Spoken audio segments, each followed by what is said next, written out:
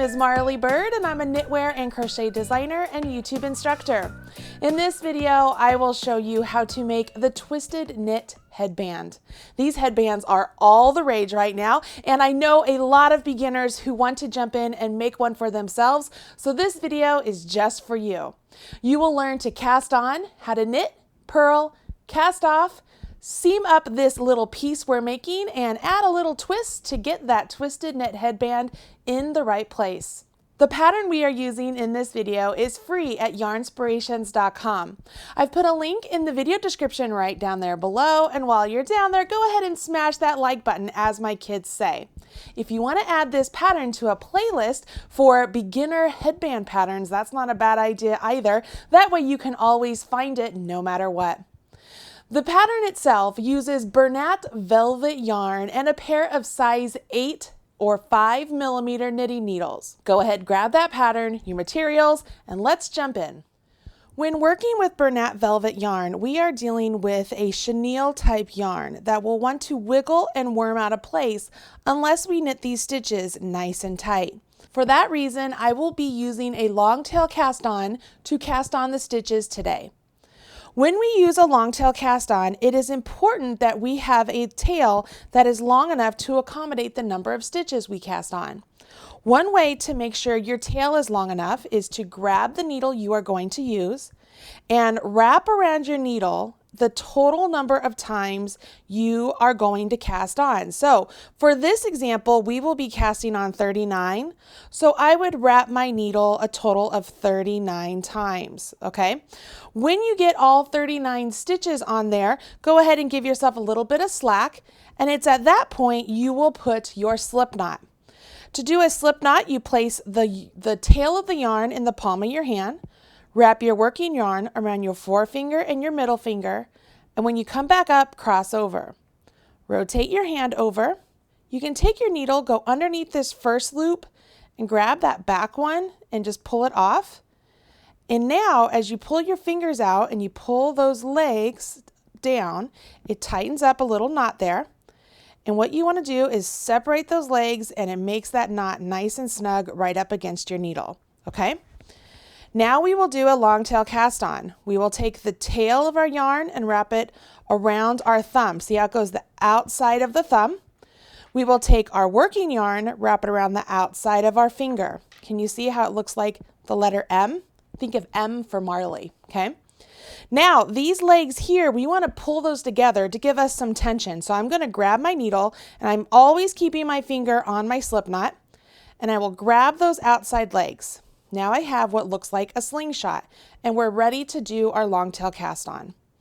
We will take our needle, and starting at the palm of our hand, right at the base of our thumb, we will go up our thumb and grab that yarn. Now we swivel around to the tip of our forefinger, come down and grab that yarn. At this point, we have a window right here. Can you see that window? It's right there. We're going to take our needle and we will swivel right through that window, okay? Now what I've done here is the yarn that I picked up over here on my finger is now resting on my needle. And when I take my thumb out and pull on the legs of my yarn, I've tightened up that stitch onto my needle, and now I have 2 stitches. I readjust my yarn, so I'm back to my slingshot. Again, make sure the yarn is going to the outside. You want that letter M. Grab the legs, so now I have my slingshot, and we do it over. Go up the thumb, down the finger, through the window, off the thumb. Give it a pull, adjust, and start. So we have 3 loops, up the thumb, down the finger, through the window, off. That's 4. Up the thumb, down the finger, through the window, and off. That's 5. You need a total of 39 stitches, and we are counting the slip knot as a stitch. So go ahead and continue on casting on 39 stitches. And you do want these stitches to be snug, not so tight that you can't get into them, but you do want them snug. So don't make them too loose.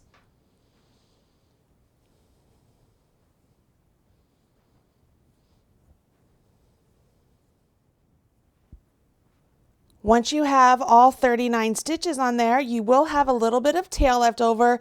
Leave that be. go ahead and place your needle with all of the stitches on it into your left hand. This is where we will introduce our right hand needle and begin our stitch pattern. Now this stitch pattern is a 1 row repeat. That means that we will repeat this 1 row until our headband measures the distance listed in the pattern. So once we get started on this 1 row, as long as we are consistent with the pattern, we don't have to remember anything else, which is super convenient and great for beginner knitters. I will show you how to work these stitches in the throwing method to begin. So I'm holding the yarn in my right hand and I will start with the pattern. We will knit 1 stitch. So I go into the stitch as if to knit, yarn over my needle, pop out that stitch, and then let the stitch I went onto jump off. Now this is my repeat right here for the row. So I knit 1. Now I'm going to bring my yarn between my needles, go into the next stitch as if to purl. So I go into the front, go over top of my needle. Okay, that's very important. Go over top of your needle, take that needle out that same stitch and let it jump off the left hand needle. So that was a purl one. Bring my yarn between my needles, make sure this is nice and snug, and then I knit 1. Make sure it's nice and snug. I do that by just kind of giving a nice pull on my working yarn between my needles, into the stitch as if to purl, go around my needle, come out that stitch and off. Bring my yarn back to the back, give it a nice pull, a wiggle and a tug, okay? And now I will knit.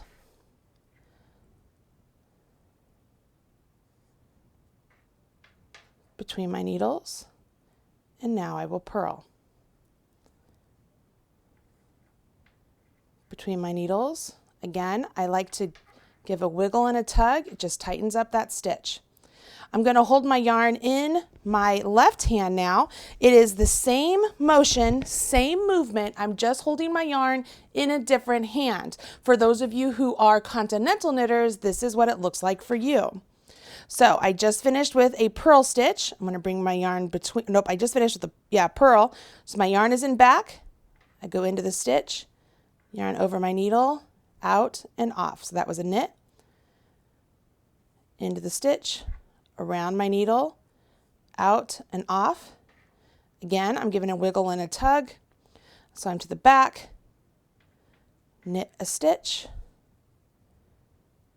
to the front, purl a stitch, to the back, wiggle and tug, knit a stitch, to the front, purl a stitch, to the back, wiggle and tug. It's always the purl that I want to make sure is nice and snug. And here at the beginning, it is very difficult to see what's a knit and a purl. So just keep reminding yourself what you've done before. But if you find that you need a little bit of help, if you pull the stitches apart and you see that purl bump right there on the front, you know that you just finished a purl. If you don't see that purl bump, let's go ahead and knit and I'll show you what that looks like. So if you go like this and you don't see that purl bump, see how there's no purl bump there because it's actually back here, then you know you just knit a stitch. So if you see the purl bump, that means you just purled. If you see a knit bump, if you don't see a bump, that means you just knit. So that's how you can kind of keep track of where you are, okay? So I'm going to continue doing this all the way down the row. You just alternate between 1 knit and 1 purl. And make sure you keep those stitches nice and snug. It will make it so that way the headband will not get what's called worming. And that's something that just naturally happens with chenille yarn. It's just one of those things. And by knitting or crocheting with the chenille yarn nice and snug, it helps prevent those stitches from wiggling out of place. And at your end of your row, you'll see that your work is just growing a little bit. That's because you've just worked into the stitches, so it's taking up more of your needle, whether you're on straights or circulars. You will go ahead, take the needle with all the stitches in it, place it into your left hand, and we will start again. So at this point, all of the stitches should be nice and snug. I kind of don't like that one. I see that one's a little bit loose, but I'm going to leave it. However, if you see something like that, that's a clue to you that you need to tighten up your stitches a little bit, okay? And that was on my cast on. I did something a little bit loose there. But you want your stitches to be a little bit snug, just like that, okay? Now, as we go back and do this next row, it's a repeat of the row we just did. So we will be doing the same stitches. But because we are working with an odd number of stitches, we will offset the knits and the purls, creating a seed stitch. So if we were able to see the knits and see the purls in this fabric, you would notice that you are putting knits on top of purls and purls on top of knits. As you carry on with the pattern and you start to see those knits and purls, that will help you keep track of where you are and you'll know what stitches you're on.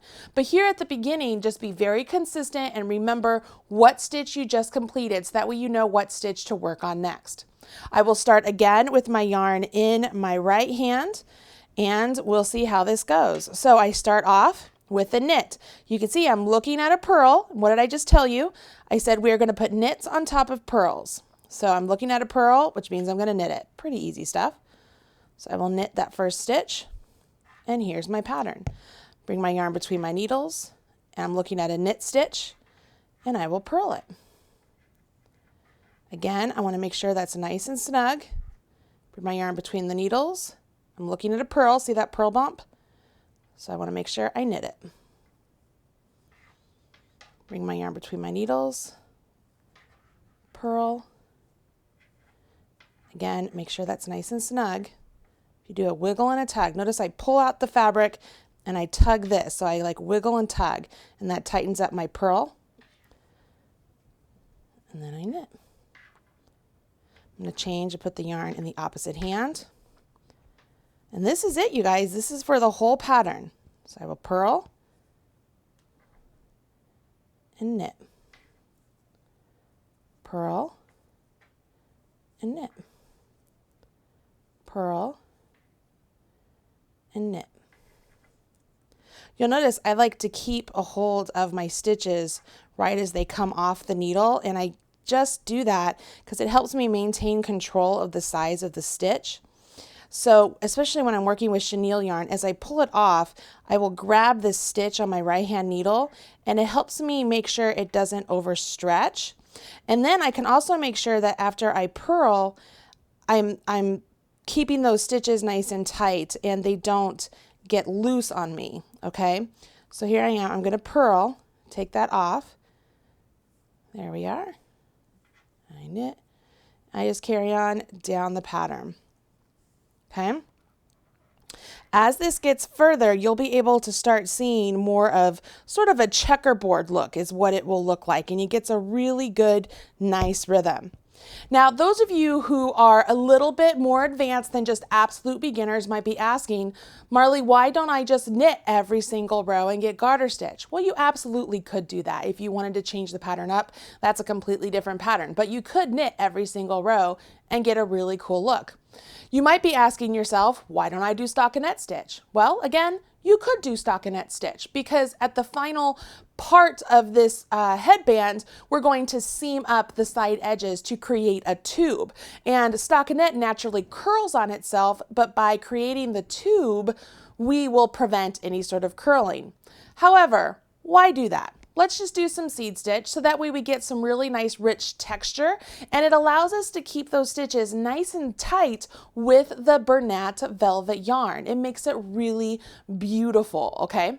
So now what I need you to do is go ahead and continue on working on these 39 stitches until this piece measures 21 inches. Once it measures 21 inches, we're going to cast off and then seam it up into a tube like I just mentioned. I'm going to work on mine, you work on yours, and join me back here, okay? Ready, set, go. Okay, so here we are back. Obviously it's a different day, my hair is different, makeup's different, outfit the same. I have finished my 21 inches of my head wrap. Let's take a look. As you take a look down here, you can see I have all of my stitches complete, and I have this really nice seed stitch fabric, and it looks lovely. I am quite pleased with it. This is 21 inches long, and I'm ready to do the bind off. Now, because this video is really geared towards the beginner knitter, I want to make sure I walk through how to do bind off stitches. The bind off, sometimes referred to as cast off, is when you complete a row of knitting and at the same time finish off the stitches so that they don't go anywhere. This pattern does not indicate that we're supposed to bind off in pattern, so I will just be binding off by knitting every stitch. That means I will go ahead and to begin, we will knit the first 2 stitches. Once you have those 2 stitches knit, the first stitch we knit, the one that's furthest back on the needle, we want to take our left needle and go into that stitch, okay? So we're going to pick it up, and we're going to have it leapfrog up and over that second stitch, or the stitch that's in front. See how it leapfrogs over? And then I'm going to let that stitch go. So I'm left with 1 stitch. See how the stitch I had leapfrog is now around, it's like it's around the throat of that stitch? That stitch is now bound off, that first one. So we have to do that again. So we knit 1 stitch, so that we get to 2 stitches on our right hand needle. Take the back stitch, jump up and over that front stitch and off. Knit 1 stitch, take the back stitch, jump up and over the front stitch and off. And I will do this all the way down the row. And I want to make sure I'm not pulling my yarn super tight, otherwise these bind off stitches will be super tight. Okay, I'm going to hold the yarn in my other hand for the same reason that I did before, just to show you how it looks if you're doing continental. You will knit 1 stitch, have the back stitch, jump up and over the front stitch. One thing you will notice, in order for it to be easier for me to get into this second stitch, I will pull down on the fabric. So that way I get a little bit more of an opening on that back stitch, so I can stick my left hand needle in there without any issues. And have it leapfrog up and over. Okay? And I'll just do this all the way down the row.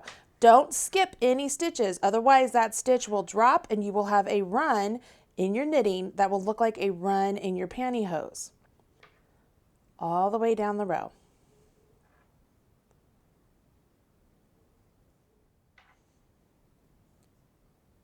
When you get to the last stitch, you will knit that last stitch off your left hand needle, jump up and over, just like you've been doing all along, and then we will pause right there. Typically, this is where you will just cut your yarn and then pull, which we will be doing. However, we also want to make sure that our yarn that we're leaving, the tail, is long enough that we can use it to seam up this headband. Our ultimate goal with this headband is to seam this long edge here to this long edge here. It reminds me of when I was in kindergarten and they said to fold your piece of paper like a burrito, not like a taco. So we will do the same thing. We'll fold our headband like a burrito and we will be seaming up this edge. Well, rather than join a new piece of yarn, let's make sure that our tail coming from this end is long enough to seam here. So what you want to do is make sure your tail goes at least 3 times the total length of your headband.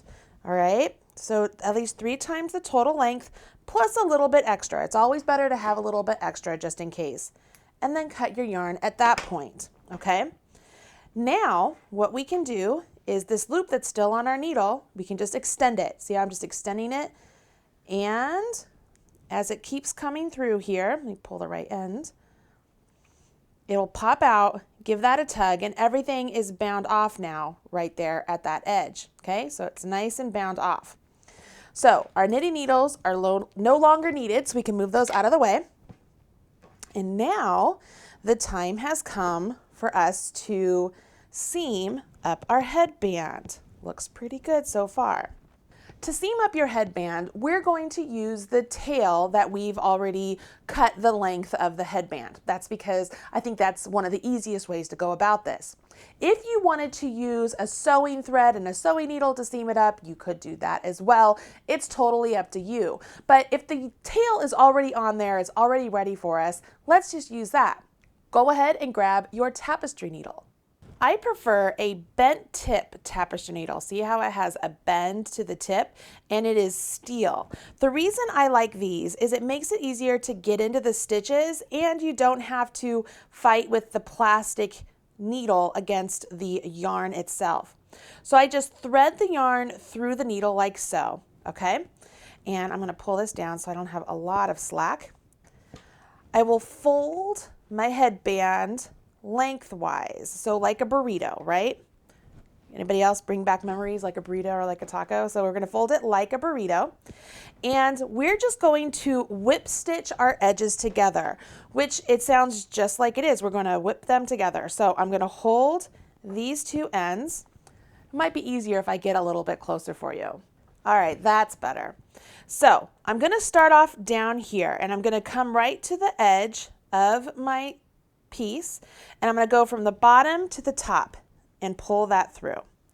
Okay, now I'm not going to pull it really tight yet. I want you to see why.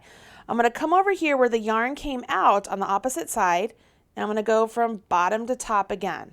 Okay, I'm going to pull that through.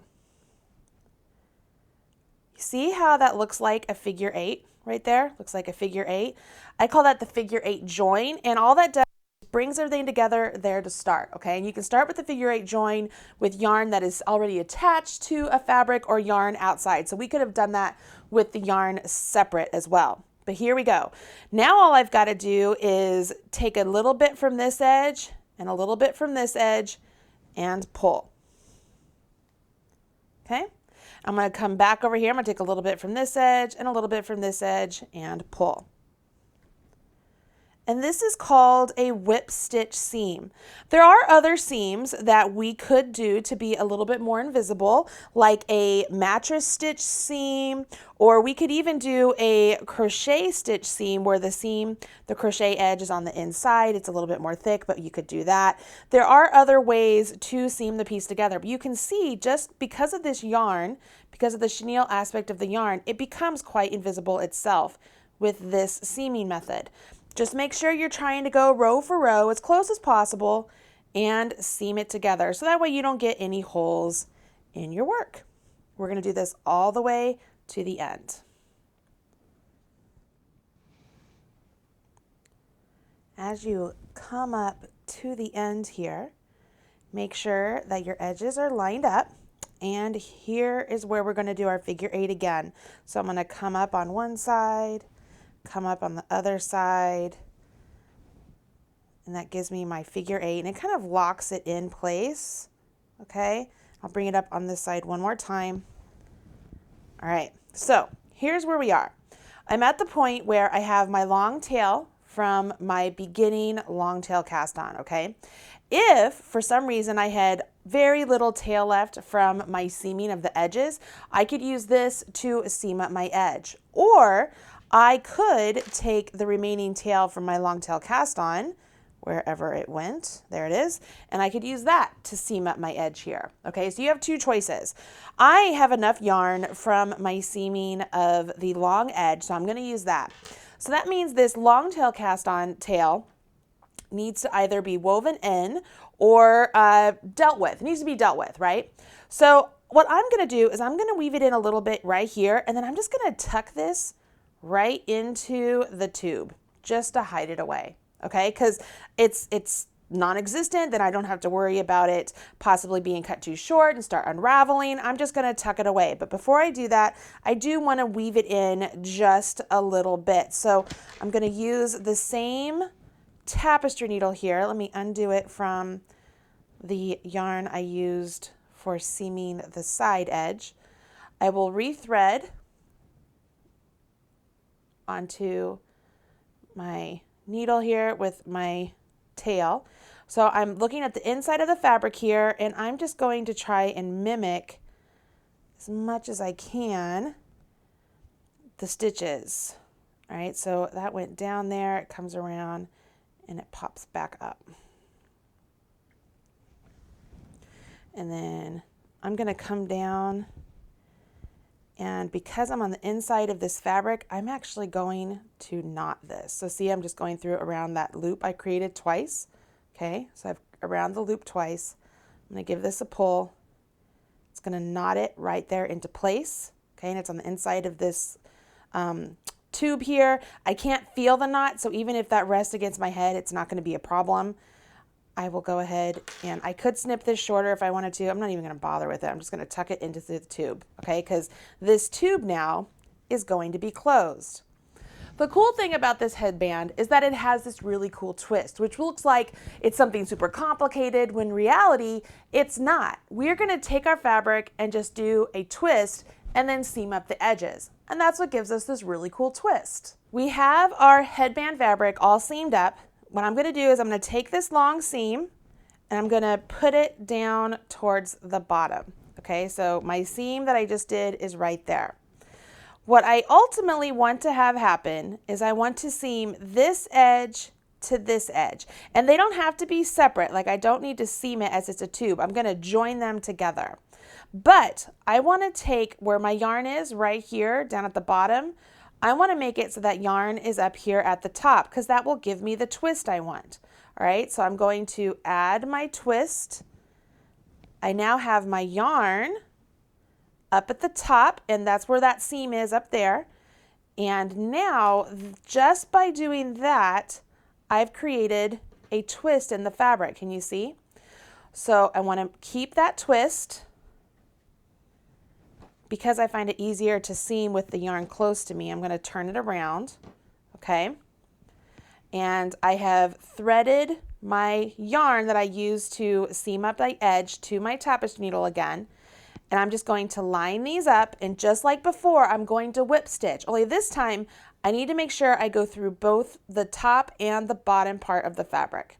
Can you see that? So I'm at the top and the bottom. And let's start off with the figure 8 again, because I like that. I'm going to start off here with the bottom. See, the figure 8 can start with either the right side or the left side. It doesn't matter.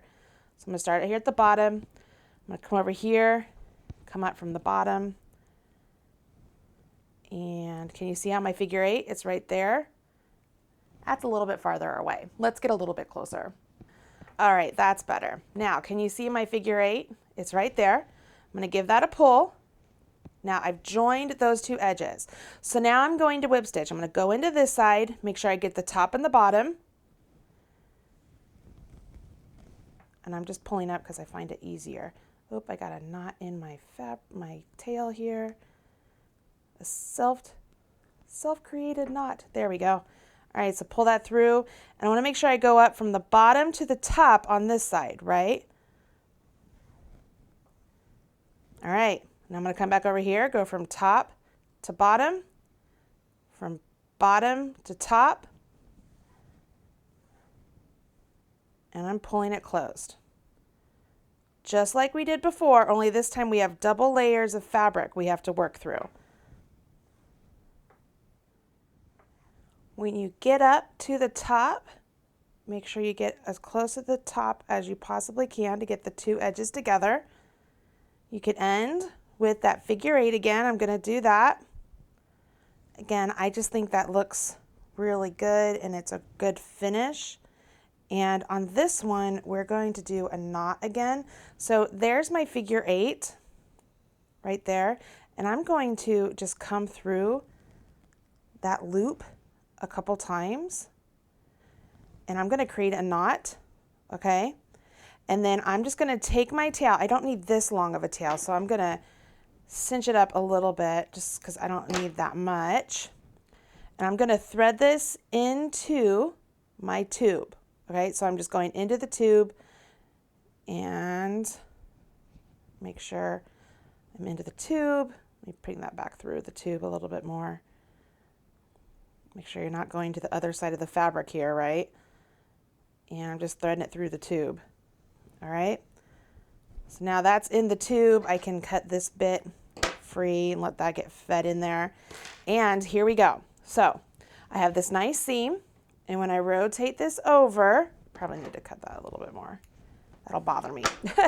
You can see here is the twist in my fabric. So that's how you get that twist. And so as you wear it, you can wear that twist on top of your head, on the side of your head. You can even wear it upside down if you want, because the seam, it's virtually invisible. It's really not that visible at all. But overall, you have finished a nice twisted knit headband. It's super cool. What a great first project to use this Bernat velvet yarn, a pair of size 8 needles, and a little help from me. I hope you've enjoyed this video. If you have, make sure that you give it a thumbs up, hit subscribe, so that way you're up to date whenever we release a new video or have a live chat here on YouTube. I'm Marley Bird, and I'll talk to you again very soon. Bye. Hey, thanks for joining me today on the channel. If you want more videos just like that one, check out some of these other videos that I've already handpicked for you. And don't forget to hit subscribe so that way you're up to date whenever I release a new video. And don't forget, smash that like button, as my kids say. Bye, guys.